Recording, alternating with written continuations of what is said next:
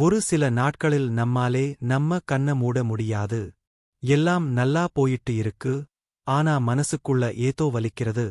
இதுதான் மனப்புழுக்கம், ஒரு வெளிப்படாத சின்ன மன யுத்தம். இதிலிருந்து எப்படி வெளியே வர்றது? மனப்புழுக்கம் என்பது ஒருவரின் உள்ளத்தில் ஏற்படும் ஒருவிதமான அசௌகரியம், கவலை அல்லது வெறுப்புணர்வு. இது ஒருவரின் மனநிலையில் எதிர்மறை தாக்கத்தை ஏற்படுத்தும். இதுதான் ஸ்டோயிசிசம் சொல்லக்கூடிய மிக முக்கியமான பாடம். மனப்புழுக்கம், அதாவது மனசுக்குள்ள நமக்கே புரியாம குழப்பத்தில இருப்பது. நாம் என்ன உணர்கிறோம், ஏன் உணர்கிறோம் என்பதற்கு பதில்கள் இல்லாத நாட்கள். ஒருவரின் மனதில் எதிர்மறையான எண்ணங்கள் அல்லது சிந்தனைகள் இருந்தால் அது மனப்புழுக்கத்தை ஏற்படுத்தும். இத்தகைய நேரத்தில் நம்ம வாழ்க்கையை மாற்றும் ஒரு சின்ன ஒளி ஸ்டோயிசிசம். ஸ்டோயிசிசம் என்ன சொல்கிறது தெரியுமா? முதல் பாடம், நீங்க கட்டுப்படுத்த முடியாததை விட்டுவிடுங்க.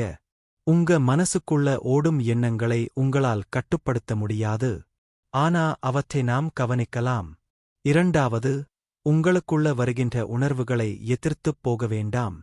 கவனியுங்கள். கோபம், பயம், தனிமை, சோகம், இது எல்லாமே நம்ம மனித மனசின் பாகங்கள். அவங்களை ஒதுக்காதீங்க. நான் ஏன் கோபப்படுறேன், இப்படி கேளுங்கள். மூன்றாவது, மனநல வாழ்வும் உடல்நல வாழ்வும் சேர்ந்ததுதான். நீங்க நல்லா தூங்குறீங்களா, நல்ல சாப்பிடுறீங்களா? உடம்போட ஒத்த மனசுதான் அமைதியை தரும். நான்காவது, ஒவ்வொரு நாளும் சின்ன பயிற்சி. ஒரே நாளில் சுத்தமா மனசை மாற்ற முடியாது. ஆனா ஒவ்வொரு நாளும் ஒவ்வொன்றாக சாதாரணமாக மனமெதிக்கு பயிற்சி செய்தால் மனப்புழுக்கம் நம்மை விட்டு வெளியேறும்.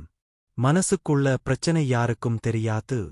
ஆனா உங்க மனசுக்கு நீங்க தோழனா இருந்தா வாழ்க்கை உங்களுக்காக வேலை செய்யும். மனமைதி என்பது ஒரு முடிவு இல்லை, ஒரு பயணம். அந்த பயணத்துக்கு ஸ்டோயிசிசம் ஒரு நண்பன். நீங்க மனப்புழுக்கத்தில் இருந்தாலும் வெளியே வர வழி இருக்கு.